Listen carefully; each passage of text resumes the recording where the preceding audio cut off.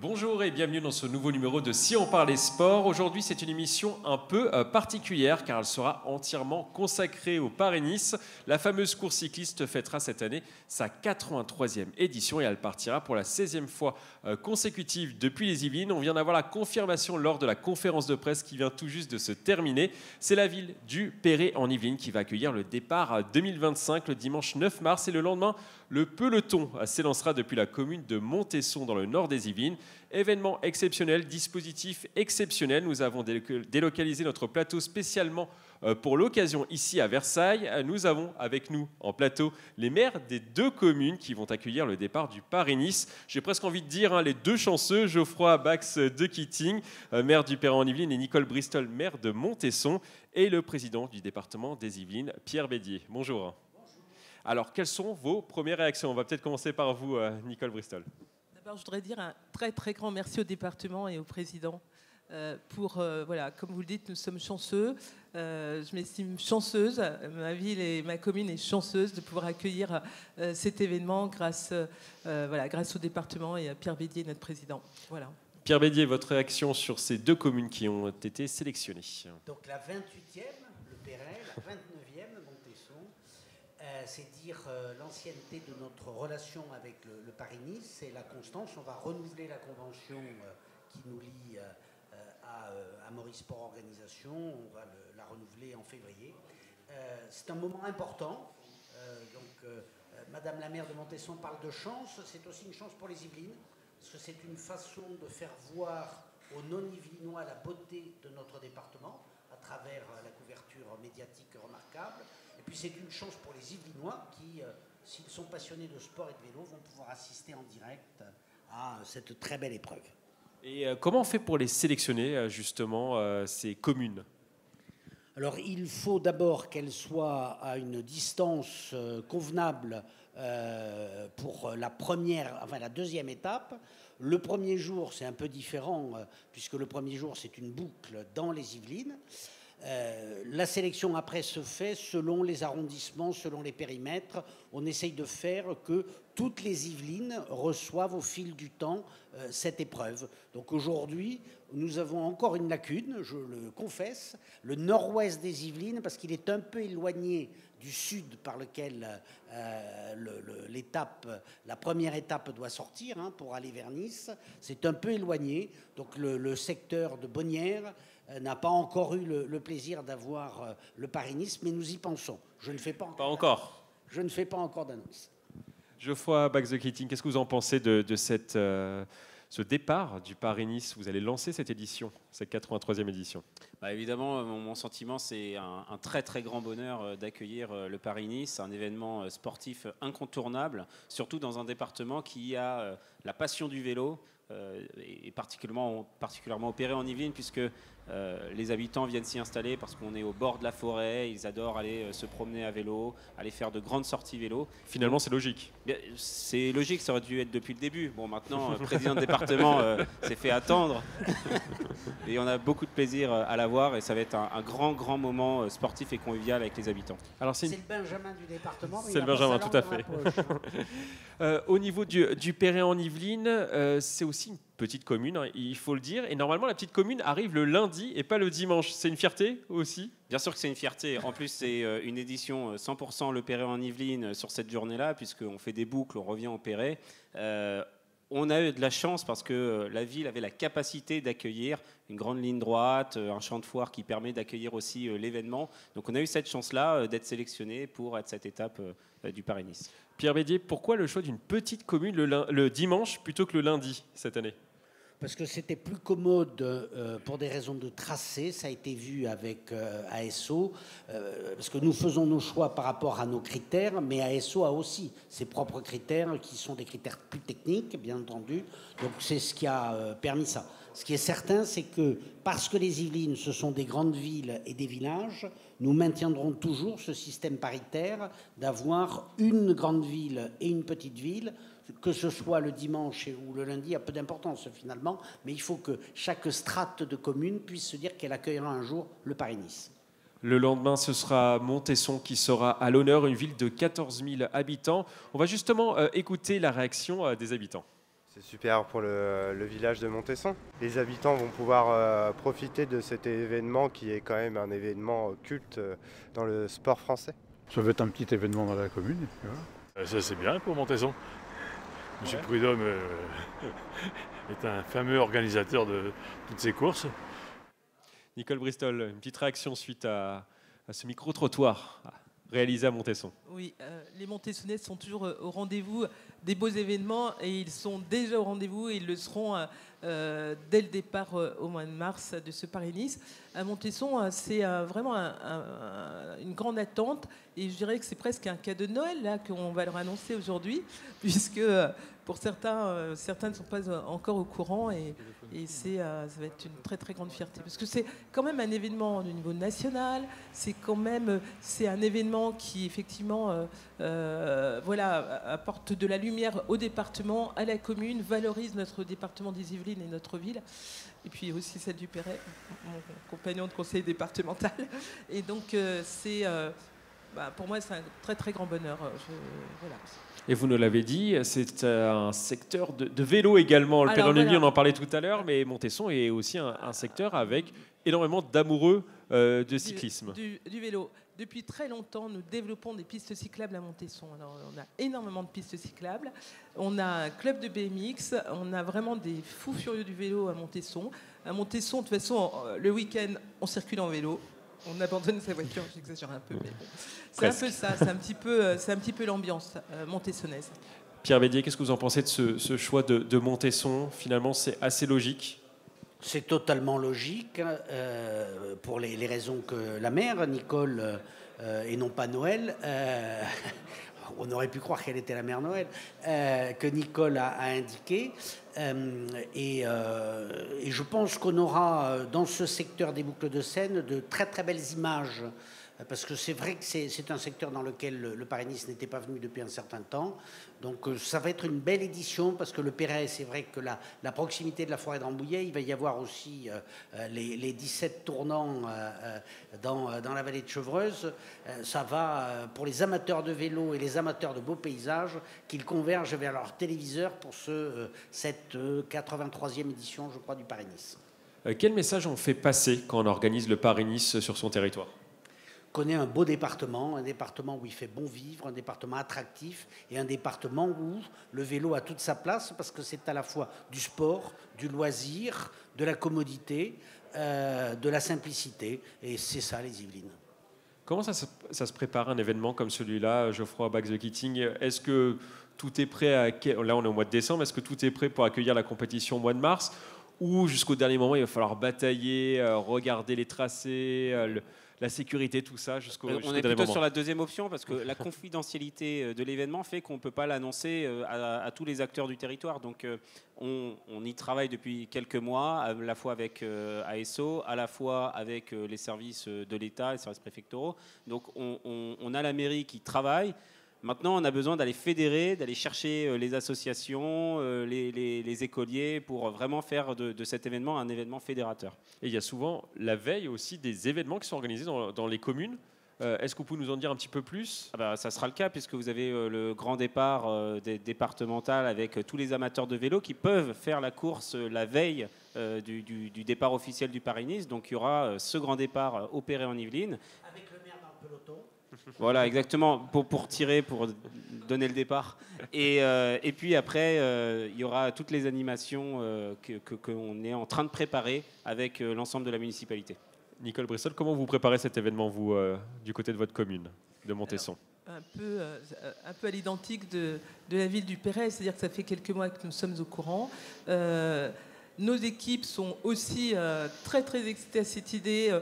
Moi, mes assistants, je ne les retrouve plus parce qu'ils sont en réunion pour préparer le Paris-Nice. Et quand on dit Paris-Nice, à Montesson, à la mairie, il n'y a plus personne dans les bureaux. Ils sont tous en conférence pour travailler sur la communication et sur cet événement. Voilà. D'ailleurs, ils m'ont suivi ici. Ils sont extrêmement efficaces. Puis on a aussi nos collégiens à Montesson qui se distinguent en matière de vélo et qui sont venus nous accompagner aujourd'hui et qui seront aussi présents avec leur principal. Le département, c'est bouclé. département, les collèges. Collège Voilà, Picasso. Pablo Picasso de Montesson. On va faire un petit tour de table avant de passer à notre prochain casting d'invités. Qu'est-ce qu'on peut souhaiter à cette édition 2025 du Paris-Nice, qui partira des Yvelines? Du soleil, ça nous changerait, parce que c'est vrai que généralement, la première journée est plutôt pluvieuse et glaciale, la deuxième journée, ça dépend. Voilà, donc s'il y a du soleil, c'est merveilleux. On se souvient notamment d'un départ du Paris-Nice sous la neige à Bois d'Arcy. Je ne sais pas si vous vous en souvenez, Pierre Il y a Bénier. eu la neige à Bois d'Arcy, il y a eu les trombes d'eau à Chatou, enfin oui, je m'en souviens, j'ai connu des moments humides et froids. Geoffroy Bach-Kicting, qu'est-ce qu'on peut vous souhaiter? Qu'est-ce qu'on peut souhaiter au Perret en Yvelines pour Bon, cette si édition? on l'appelle la course au soleil, déjà, c'est parce que quand on part de chez nous, il y a des risques météorologiques. Évidemment, la météo, Ouais, la je fin se ferai passe un mieux en arrêté général, pour ça, a priori. Et puis surtout que les enfants aient des sourires autour de cet événement, que tout le monde puisse s'approprier cet événement au Perret en Yvelines. Nicole Bristol? Moi, je suis la seconde ville, donc normalement, il fait un peu plus beau et, et il Apparemment, ne pleut pas. oui. Voilà. Donc, j'espère qu'on restera sur ce modèle-là. Moi, je souhaite un très bel événement. Et je vais vous dire une chose, qu'il pleuve, qu'il neige, qu'il vente, qu'il y ait du soleil ou pas, ce sera de toute façon le soleil dans tous les cœurs des Yvelinois. Voilà. Le message est passé. Merci à tous les trois d'être passés sur ce plateau. On vous souhaite beaucoup de réussite pour l'organisation du Paris-Nice 2025. On sera là pour le grand départ. On va maintenant changer le casting de ce plateau. On va recevoir Grégory Canalé, journaliste de TV78. C'est une véritable encyclopédie sur le Paris-Nice, croyez-moi. Alors, vous allez nous parler notamment de l'histoire d'amour du Paris-Nice avec les Yvelines. On fait le petit changement. Vous pouvez y aller. Vous laissez vos micros. Et on reçoit Grégory Canalé dans un premier temps, l'amoureux du Paris-Nice. Bonjour Mickaël, bonjour à tous. Vous pouvez vous mettre juste là, Grégory. Nous allons également recevoir sur ce plateau les organisateurs, le directeur d'ASO, Christian Prudhomme, et le directeur du Paris-Nice, François Lemarchand. Vous pouvez venir. Installez-vous. Christian Prudhomme, mettez-vous là. On a un micro pour vous deux. Bonjour. Voilà. Bonjour. Bonjour. Du beau monde aujourd'hui, en tout cas à Versailles. Bonjour messieurs, alors on est ravis de vous avoir sur ce plateau à la sortie de cette conférence de presse. Une petite réaction avant de passer à la chronique de Grégory sur l'histoire d'amour entre le département des Yvelines et le Paris-Nice. Une petite réaction, ça s'est bien passé déjà? Ça s'est bien passé, ça se passe toujours bien dans le Salon des Aigles, absolument magnifique, ici au Conseil départemental des Yvelines. Et puis ensuite, ce qui est très important pour nous, et nous remercions le Conseil départemental pour ça, avec François Lemarchand, c'est qu'on a désormais un vrai rendez-vous, non seulement dans les Yvelines, mais avec une première étape, qui est une première étape toujours marquante. Dans l'histoire de Paris-Nice, il y a longtemps eu un contre-la-montre systématique le premier jour. Là, on a une étape en ligne où on va utiliser, grâce à François Lemarchand et Yannick Talabardon, qui travaillent avec lui, toutes les côtes, souvent courtes, mais souvent raides aussi, le vent. Et tout ça donne des situations formidables. Le premier dimanche, le premier jour de Paris-Nice dans les Yvelines, on voit les favoris de la course, épaule contre épaule dans les derniers kilomètres. Et ça, c'est très important pour nous. On l'a encore vu l'année dernière avec l'attaque d'Evenepoel, même si à la fin, ça a été un sprint. François Lemarchand, beaucoup d'excitation toujours sur ce jour de conférence de presse du Paris-Nice. Oui, parce qu'on est pressé de dévoiler le parcours. Vous savez, on y travaille pratiquement 8 mois avant. On trouve les étapes jour après jour. On arrête pendant le Tour de France. On repart après au mois d'août pour retrouver les étapes. Et parfois, quand on voit les arrivées au sommet, inédites par exemple, eh bien, on est pressé de les annoncer. Donc c'était le cas aujourd'hui.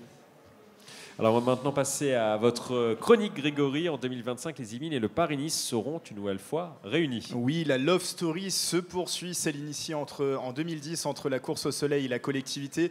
Le dimanche 9 mars prochain, donc, le Perret en Yvelines va devenir la 28e ville yvelinoise à accueillir le départ de la compétition cycliste. Alors pour détailler un peu le profil de l'étape, on va partir du Perret, on arrive au Perret, il y aura une boucle de 55 km dans le département. Premier passage au Perret, puis direction la vallée de Chevreuse avant de refaire donc la première boucle. Dans la vallée de Chevreuse, il y a la célébrissime côte des 17 tournants qui sera au programme de cette première étape. Qui fait mal aux jambes. Qui fait mal aux jambes. Et donc le lendemain, le lundi 10 mars, ce sera au tour de Montesson de rejoindre ce club des villes départ. Et vous êtes sûrement bon en maths, ça fera donc 29, 29 villes, c'est ça, 29 villes des Yvelines J'ai qui bien ont écouté eu la conférence de presse vous avez aussi. bien écouté, qui ont eu cette chance d'accueillir le départ donc de ce Paris-Nice, qui a été donc une ville étape pour ces coureurs. Alors Montesson, on partira donc pour cette deuxième étape, direction Bellegarde, non pas dans le Gard, on aura le temps d'arriver dans le sud, mais c'est bien dans le Loiret que les coureurs du Paris-Nice iront, donc une étape de 183,9 km, avec également un passage par la commune du Perran-en-Yvelines pour cette deuxième étape. Et donc en 2025, ce sera donc la 16e année consécutive que Paris-Nice partira des Yvelines. Est-ce que vous savez, pour les mariages, 16 ans, ça correspond à quoi en fait? Quelle année? Non, pas la moindre idée. Moi non plus. Alors pour les 16 ans, on célèbre les noces de Saphir. Voilà, ce sera les noces de Saphir entre le Paris-Nice et le département des Yvelines. Alors je le disais, Peut-être un jour les noces de diamant, peut-être. Peut-être un jour, on verra. C'était en 2010 que tout commence. Une convention de partenariat est signée entre ASO et le département des Yvelines. Avant cela, depuis la création de la compétition en 1933, aucune commune de notre territoire yvelinois n'avait accueilli le départ de la course au soleil. Et les Yvelines alliées au Paris-Nice, on se dit que c'est logique quand le conseil départemental se définit comme une terre de vélo avec plus de 3500 licenciés. Et n'oublions pas que le tracé olympique de l'épreuve sur route des Jeux de Paris est passé l'été dernier par le département et que les épreuves de vélo de piste, de VTT également étaient aussi chez nous. Prenons notre machine à remonter le temps. C'est donc cette première ville yvelinoise qui a accueilli le Paris-Nice, c'est donc Montfort-l'Amaury. Nous sommes le 7 mars 2010 et le prologue voit la victoire du néerlandais Lars Boom. Le lendemain, c'est la deuxième étape, s'élance de Saint-Arnaud en Yvelines, direction Contres dans le Loir-et-Cher. Petit saut dans le temps, l'an passé pour la 82e édition, les Mureaux et Thoiry sont donc devenus les 26e et 27e communes des Yvelines à recevoir le départ de la course au soleil. Ce qui a permis de prolonger le plaisir depuis 2010, c'est tout simplement le renouvellement tous les 4 ans de ce partenariat entre ASO et le département. La dernière signature en 2021 garantissait le top départ du Paris-Nice jusqu'au moins l'édition 2025 dans les Yvelines. Je terminerai avec une question. Est-ce que ce mariage va se poursuivre? Est-ce qu'on va atteindre au moins les 20 ans entre le Paris-Nice et le département? Je le crois, oui. Ouais. Une date sera calée très prochainement pour un rendez-vous auquel nous vous convierons avec le département. Très bien. François Lemarchand, comment on fait pour se renouveler dans les Yvelines? On l'a dit, 29 communes ont lancé ce Paris-Nice, ont été ville-départ du Paris-Nice. Comment on fait pour se renouveler? Vous savez, on s'adapte à ce qu'on nous propose. Et puis, quand on nous propose une ville, on essaye de trouver un parcours, ou plusieurs parcours, ou un 8, ou un 9. Enfin bref, un circuit totalement différent. Mais nous, notre engagement, c'est de trouver des difficultés pour les coureurs, trouver de quoi faire un beau parcours. Donc, les Yvelines, la totalité du département nous offre cette possibilité. Donc, on trouve de tout, du vent, des bordures, des 17 tournants. Vous parliez tout à l'heure des 17 tournants. C'est une côte qui est assez difficile, mais il y en a d'autres qui n'ont pas été classées, mais il y en a d'autres. Donc, non, il y a ce qu'il faut. Est-ce que vous vous amusez, vous, avec le territoire des Yvelines, à faire ce parcours, ce tracé? Est-ce que vous vous amusez? Est-ce qu'on arrive à s'amuser avec les... Vous savez, on fonctionne toujours avec des cartes. Donc, on a la carte sur la table. On n'a pas d'ordinateur, mais c'est surtout avec les cartes qu'on travaille. On regarde les chevrons, parce que je sais que les chevrons, beaucoup ne connaissent pas les chevrons sur les routes. Ça veut dire les difficultés, la difficulté, tout ce qui est difficile. Et donc, on construit à partir de ça. Donc, on arrive toujours à trouver des solutions. Christian Prudhomme. Oui, ce qui est vraiment très important avec le conseil départemental, très important et très agréable avec le conseil départemental des Yvelines, c'est que le président Pierre Bédier, comme les équipes, écoute toujours l'aspect sportif. Bien sûr que ce qui compte pour nous, c'est un aspect sportif. Donc, à chaque fois, en fait, c'est entre les souhaits du département et ce que nous voulons faire sportivement qu'on puisse trouver un terrain d'accord. Et on l'a toujours trouvé jusque-là. C'est pas forcément toujours comme ça, et c'est hyper agréable que ça se passe aussi bien depuis 15 ans maintenant. Et on le voit également, c'est un événement populaire. Il y a énormément de monde autour des cyclistes au départ. Il y a énormément de monde également sur les routes. Le cyclisme, on l'a vu sur ces images, il y a beaucoup de monde. Le cyclisme sur route est gratuit pour les gens qui viennent, donc ils peuvent voir les meilleurs coureurs du monde. J'allais dire, il n'y a pas de barrière, il y a parfois des barrières de protection, mais ils sont juste là, ils sont juste à côté. Et puis ça concerne tout le monde. Et à avoir vu, comme chaque année à la conférence de presse, 4 jeunes collégiens, lycéens, en l'occurrence là du collège Pablo Picasso à Montesson, c'est aussi formidable. Parce que d'un seul coup, ils rêvent. Les jeunes me disaient, mais on va se voir sur les réseaux sociaux. Voilà. Mais ça, c'est évidemment aussi un intérêt. C'est-à-dire que François, qui a été un remarquable coureur cycliste professionnel, puisqu'il a couru, c'est Monsieur Paris-Nice maintenant, mais il a couru 10 Tours de France, il n'a jamais abandonné dans un grand tour, mais avoir des jeunes qui rêvent comme nous avons pu rêver autrefois, que certains réussissent en devenant coureurs cyclistes professionnels ou que d'autres deviennent journalistes, mais ça arrive à d'autres et vous comprendrez que ma déception était tout à fait relative.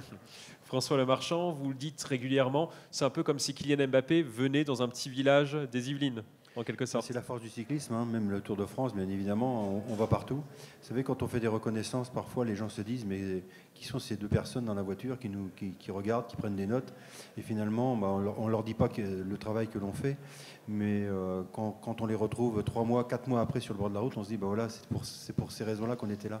Mais voilà, c'est la force du cyclisme, on va partout, partout, partout. On va revenir sur cette première étape depuis Le Perret en Yvelines. Est-ce que vous pouvez nous présenter un peu les difficultés de cette première étape? Les difficultés dans la première boucle, c'est la côte de Saint-Frédéric qui sera très, très, très difficile. Et ensuite, la côte des 17 tournants. Et après, on refait cette boucle, cette première boucle qu'on va refaire pour l'arrivée finale. Et là, c'est très compliqué. On sait que sur Paris-Nice, la première étape, quand on fait des boucles comme celle-ci, il y a toujours du suspense. Il y a des bonifications aussi à prendre sur un sprint. Donc ça aussi, c'est très important. C'est très disputé parce qu'on sait que Paris-Nice se joue parfois à la seconde, ou à 2 secondes, ou à 3 secondes. Donc voilà, tout est bon à prendre. Et ça commence dans les Yvelines. Est-ce qu'on pourrait avoir un Français qui remporte cette première étape? On se souvient de Christophe Laporte. Le dernier, c'était à Mantes-la-Ville. On va poser la question à Christian Rodin parce qu'il est très très bon en pronostic. Non, Christophe Laporte a gagné, Arnaud Desmar a gagné devant Julien Alaphilippe. La Serboigny également. Voilà. Donc tout est possible, je ne sais pas du tout. L'une des grandes forces de Paris-Nice dans les Yvelines, c'est que la course au soleil a toujours été une épreuve avec du suspense. Le dernier jour. Depuis que nous sommes dans les Yvelines, on ne sait absolument pas ce que donnera la première étape. Ça peut être un sprint massif, il peut y avoir 3 coureurs, comme lorsque Laporte gagne devant 2 de ses équipiers, ils peuvent être que 2, comme lorsque Desmar gagne devant Alaphilippe, on ne sait pas. Et même si ça se finit au sprint comme l'an dernier, comme en début de saison, comme au mois de mars dernier, eh bien, il y a peut-être eu l'un des favoris qui a attaqué à 15 km de l'arrivée et on a vu les favoris du classement général, les grands coureurs de Paris-Nice qui sont aussi les grands coureurs du Tour de France, épaule contre épaule, dès le premier dimanche. Et ça nous a vraiment été apporté grâce au département, avec évidemment le travail de François et des équipes. François Lemarchand, on va parler de la deuxième étape, départ depuis Montesson. Pareil, quelles sont les difficultés sur ce début d'étape qui partira du coup des Yvelines? Sur la première partie, c'est la côte des Ménuls, mais ensuite, c'est toujours pareil, c'est toujours dans un univers dégagé, propice aux bordures, donc ça commence au kilomètre 0. Donc la course commence au kilomètre 0, donc pour les coureurs, c'est beaucoup d'attention, surtout pour aller jusqu'à Bellegarde, où on traverse la plaine de la Beauce, donc c'est quand même assez difficile. Donc vigilance dès le début. Et par rapport à ce que Christian disait tout à l'heure, avant Paris-Nice ne se jouait pas les premiers jours, donc le peloton allait crescendo jusqu'à Nice comme ça. Tandis que là, ça se joue dès le premier jour, voire dès le deuxième jour. Donc nous sommes toujours dans le département des Yvelines. Donc c'est vrai que dès la première étape, c'est très important, la deuxième aussi. Donc c'est le petit plus qu'on a récupéré depuis que nous sommes avec le département des Yvelines. Donc direction le Loiret, hein, c'est ça? Direction le Loiret et sa plaine et beaucoup de suspense. J'espère qu'il y aura du vent. Les coureurs, s'ils m'écoutent, ils vont pas m'aimer. Mais s'il y a du vent de côté, bien évidemment. Donc... Justement, qu'est-ce qu'on préfère quand on est organisateur, qui ait un soleil radieux ou qui ait, par exemple, du vent, de la neige parfois? Qu'est-ce qu'on préfère? Les plus belles étapes, c'est lorsqu'il y a du vent et de la pluie. Mais encore une fois, les coureurs ne vont pas m'aimer. C'est moins agréable pour le spectateur, par contre. Oui, bien sûr. Dans l'organisation, Paris-Nice, c'est l'une des épreuves les plus difficiles à organiser parce que précisément on ne sait pas ce que ça peut donner. L'an passé, l'arrivée d'étape prévue à Oron dans les Alpes-Maritimes n'a pas pu avoir lieu parce qu'il y avait trop de neige et il a fallu que François trouve une autre arrivée, sachant que la limite pluie-neige était à 1000 mètres, donc il fallait trouver une montée significative sportivement pour qu'on ne perde pas au change, et en même temps il y avait cette limite de l'altitude, parce que si on allait ailleurs qu'à Oron mais qu'il y avait de la neige aussi, évidemment c'était également impossible. Donc ça fait vraiment partie aussi des données de base de Paris-Nice. Quand on organise Paris-Nice, un organisateur de course cycliste qui organise Paris-Nice est capable de tout organiser. Dernière question, est-ce que vous avez des noms à nous annoncer? On est au mois de décembre, est-ce qu'on peut déjà dire qui sera présent sur ce Paris-Nice 2025? En dehors de vous deux, hein, bien sûr. J'imagine que vous y serez. Dans un autre registre. Je crois qu'il y a le dernier vainqueur.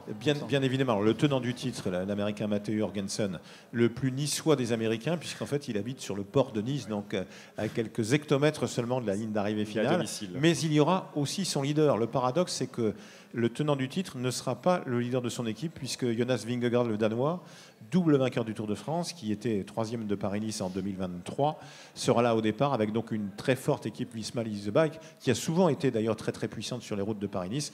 Il y aura 5 des 10 premiers de l'an passé, avec aussi Brandon McNulty, l'Américain, qui a été leader l'an dernier. Et puis il y aura par exemple Ben O'Connor, l'Australien, vainqueur d'étape sur le Tour il y a quelques années, 2e de la Vuelta, le Tour d'Espagne, et le 2e du Giro, Daniel Felipe Martinez. Et puis côté français, alors parmi les sprinters, on espère un renouveau d'Arnaud Démare, qui a souvent été le spécialiste du premier jour sur Paris-Nice. Et pour le classement général, Guillaume Martin, toujours solide au poste sur Paris-Nice et sur le Tour de France, Aurélien Paré-Peintre, et puis celui qu'on présente comme le nouveau prodige des grimpeurs, la petite puce Lenny Martinez, petit-fils de Marion Martinez, meilleur grimpeur du Tour de France à la fin des années 70, fils de Miguel Martinez, champion olympique de VTT. Un pronostic, Christian Prudhomme? Je pense que Vingegaard ne sera pas loin de la première place. Pour lui, ça va être l'année de la reconquête, puisqu'il a fini 2e du Tour de France. Après sa très grave chute du mois d'avril dernier lors du Tour du Pays Basque, il avait dominé Pogačar les 2 années précédentes, donc il va vouloir marquer le coup sans aucun doute. Il a une équipe puissante. Quand on a le lauréat de l'année précédente à son service, ça doit quand même aider. Et je suis certain qu'il va vouloir montrer qu'il sera là en mars sur Paris-Nice, départ des Yvelines, et aussi au mois de juillet. Oui, justement, le Paris-Nice, ça peut donner quelques pistes pour le mois de juillet et ce Tour de France. On avait eu un duel magnifique entre Pogačar et Vingegaard en 2023. Est-ce qu'on peut avoir quelques réponses en mars? Ce qui est beau dans Paris-Nice, c'est qu'à la fois, ce sont les 3 coups de la saison. C'est une épreuve qui, dans un palmarès, vous fait grandir. C'est une épreuve que tous les champions veulent gagner. Mais on pense naturellement aussi à juillet. L'an passé, la victoire d'étape le dernier jour à Nice de Remco Evenepoel disait qu'il allait faire un très beau tour. Il a fini 3e. Voilà, ça donne toujours des indications. On n'a pas forcément le nom du vainqueur du mois de juillet, mais ça donne des impressions. Et puis ce qu'il y a de beau aussi dans le vélo, c'est qu'avec ces impressions-là, on va vivre pendant plusieurs semaines, on va rêver encore du Tour. Mais Paris-Nice est une épreuve exceptionnelle. Je me souviens, un gamin, des victoires de Raymond Poulidor en 1972-1973, 72 où il bat le plus grand champion de l'histoire et des Merckx, c'était quelque chose. Gagner Paris-Nice en 2025, c'est quelque chose, mais on pense aussi, oui bien sûr, on ne va pas se cacher derrière son petit doigt, on pense aussi à juillet. Merci à tous les deux d'être passés sur ce plateau. Merci à vous, Grégory Canalet, pour votre envolée. Le Paris-Nice partira donc le dimanche 9 mars depuis la commune du Perret-en-Yvelines et le lendemain, le départ sera donné depuis la commune de Montesson. On va terminer ce Si on parlait sport par une citation. C'est une tradition dans cette émission. On va prendre une citation de Bernard Hinault, 5 fois vainqueur du Tour de France. Un athlète doit être un tueur, un tigre au départ d'une course. Tu dois partir avec dans l'esprit le fait que tu vas gagner. Et si tu échoues, tu recommences le lendemain. Alors Bernard Hinault dit il faut être un tigre, mais savez-vous pourquoi il aimait son surnom du blaireau? Non, allez-y. Je vais vous le faire façon Bernard Hinault. Parce que le blaireau, tu lui mets la pelle dans la gueule, il la bouffe. On va terminer là-dessus, sur cette citation. Je vous laisse méditer sur cette phrase. À bientôt sur TV 78.